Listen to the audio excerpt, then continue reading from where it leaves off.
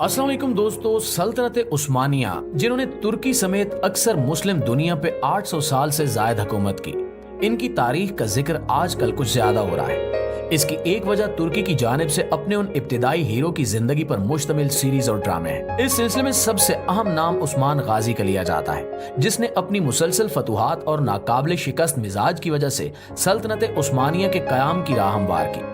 उस्मान गाजी किसी बहुत बड़े कबीले का सरदार तो नहीं था, लेकिन इसकी हिम्मत, जुर्रत, बहादुरी और सियासी सूझबूझ ने इसे बहुत जल्द तुर्की के बाकी तमाम कबीलों में मुमताज कर दिया था। उस्मान बे के बेटे उरहान ने उस्मान बे के बाद अपने बाप की विरासत संभाली और इसी सूझबूझ के साथ सल्तनत का इंतजाम चलाया। ये दो इब्तिदाई हुकूमतें ही आगे चलकर सल्तनत उस्मानिया के फैलने और पूरी दुनिया पर हुकूमत करने का सबब बनी। यहाँ तक कि एक वक्त में अमेरिका भी सल्तनत उस्मानिया को खिराज अदा किया करता था। उरहान बे ने अपनी जिंदगी में 7 या 8 शादियां की, जिसके बारे में बहुत सारे मुअर्रिखीन ये सवाल करते हैं कि आखिर इस कदर शादियां करने की क्या जरूरत थी। दूसरे, जब इस्लाम में महज 4 शादियों की इजाजत है, तो फिर उसने 7 शादियां कैसे कर ली। इसके साथ साथ ये सवाल भी किया जाता है कि आखिर उरहान बे की बीवियों में कुछ ईसाई खवातीन क्यों शामिल थीं, और क्या इनमें से किसी ने इस्लाम कबूल किया था या नहीं, और वो कौन सी बीवी थी जिसने शादी के बावजूद इस्लाम कबूल करने से इनकार कर दिया था। नाज़रीन, आज की इस वीडियो में हम आपको उरहान बे की जिंदगी और इनकी तमाम शादियों के बारे में मालूमात फराहम करेंगे। इसके साथ साथ हम इस बात का जवाब भी देंगे कि आखिर उरहान बे ने 7 शादियां क्यों की और इसकी वजह क्या थी। नाज़रीन, उरहान बे की पहली बीवी का नाम ओलिवरा होलोफ्रा था और ये एक बाज़ंतीनी शहजादी थी। ये पूरा नाम भी बाज़ंतीनी मुअर्रिखीन की जानिब से लिया जाता है, वरना ये होलोफ्रा के नाम से ही शोहरत रखती थी। दरअसल होलोफ्रा एक बाज़ंतीनी तैकफूर यानी किलादार की दुल्हन बनने वाली थी, लेकिन वो तैकफूर अंदर से मुसलमान हो चुका था। उस दावत के मौके पर उस्मान गाजी को भी इनवाइट किया गया, लेकिन उसको यहाँ पे मदु करने का मकसद सिर्फ उसको कत्ल करना था, ताकि किसी तरह उसकी फतुहात के सिलसिले को रोका जा सके। इसलिए तकफूर ने इससे पहले ही उस्मान गाजी को इस मंसूबे की खबर दे दी। यूं उस्मान गाजी ने उस किले को जहां शादी होने वाली थी फतह कर लिया। उस फतह के नतीजे में होलोफ्रा को भी कैद किया गया, जो उस वक्त दुल्हन बनी बैठी थी। उसकी शादी उस्मान गाजी ने अपने बेटे उरहान बे से कर दी। शादी के बाद होलोफ्रा ने इस्लाम कबूल किया और इनका नया नाम नीलोफर खातून रखा गया। नीलोफर खातून यानी होलोफ्रा ने उस सल्तनत के अगले सुल्तान को पैदा किया, जिनका नाम सुल्तान मुराद अव्वल था। इसी निस्बत से होलोफ्रा सुल्ताना भी कहलाती हैं। पहले सुल्तान की वालदा होने की वजह से नीलोफर खातून की इज्जत और अहमियत बहुत ज्यादा थी। जब नीलोफर खातून की शादी उरहान बे से हुई, तो उस वक्त होलोफ्रा की उम्र 18 साल थी।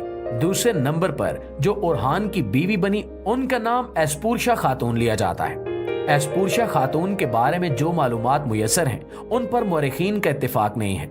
कुछ मुअर्रिखीन के मुताबिक ये एक बाज़ंतीनी जागीरदार की बेटी थी, जबकि कुछ के मुताबिक ये यूनानी लड़की थी। एस्पूरशा खातून से उरहान बे को 4 औलादें हुई, जिनके नाम इब्राहिम बे, फातिमा खातून, सल्जूक खातून और शरीफुल्लाह था। इनके बारे में कुछ ज्यादा मालूमात तारीख के औराक में दस्तयाब नहीं है, और जो मालूमात दस्तयाब हैं उनमें भी काफी इख्तिलाफ पाया जाता है। उरहान बे की तीसरी शादी थियोडोरा काज़ीन्यूस से हुई और ये एक बाज़ंतीनी शहजादी थी। थियोडोरा के वालिद जॉन 6 एक बाज़ंतीनी बादशाह थे, जिनका पूरा नाम जॉन कांडू काज़ीन्यूस था। उस वक्त बाज़ंतीनी सल्तनत के अंदर खाना जंगी चल रही थी, और इसीलिए उस्मानियों की मदद हासिल करने के लिए इन्होंने अपनी बेटी की शादी उस्मान गाजी के बेटे उरहान बे से कर दी, ताकि मुल्क में जारी खाना जंगी के खिलाफ उस्मानी सल्तनत की मदद हासिल की जा सके। यूं ये खालिस तौर पर सियासी शादी थी। थियोडोरा ने शादी करने से पहले ये शर्त रखी कि वो इस्लाम कबूल नहीं करेगी और अपने अकीदे के मुताबिक जिंदगी गुजारेगी। उसकी ये शर्त मान ली गई, क्योंकि इस्लाम अहले किताब के साथ शादी करने की इजाजत देता है, बेशक वो अपने दीन पर कायम रहें। थियोडोरा सारी जिंदगी अपनी शर्त पर कायम रही और आखिरी वक्त तक अपने ईसाई अकीदे पर अमल पैरा रही। थियोडोरा से एक बेटा पैदा हुआ, जिसका नाम खलील बे था। खलील बे को सुल्तान मुराद अव्वल ने कत्ल करा दिया। अपने बेटे के कत्ल के बाद थियोडोरा, जिनके शौहर उरहान बे उस वक्त तक फौत हो चुके थे, वो उस्मानी सल्तनत छोड़कर वापस कॉन्स्टेंटाइन यानी कुस्तुनतुनिया चली गई, जहाँ पे इनकी बहन मलका हेलीना हुक्मरान थी, और इन्होंने अपनी बाकी सारी जिंदगी वहीं पे गुजारी। औरहान बे की चौथी बीवी का नाम आफंदी खातून था, जो औरहान बे के सबसे बड़े ताया यानी उस्मान गाजी के सबसे बड़े भाई गंदूज बे की बेटी थी। यूं आफंदी खातून औरहान बे की तायाजाद कजन भी थी। ये भी एक सियासी शादी थी जिससे दोनों कबाइल के दरमियान रिश्ता मजबूत हुआ था। 5वें नंबर पर औरहान बे की बीवी का नाम ब्यालियून खातून था और ये भी एक बाजंतीनी जागीरदार की बेटी थी। इनका खानदान भी बाजंतीनी शाही खानदान से ताल्लुक रखता था और इनके खानदान का नाम पलीलू लोगोस था।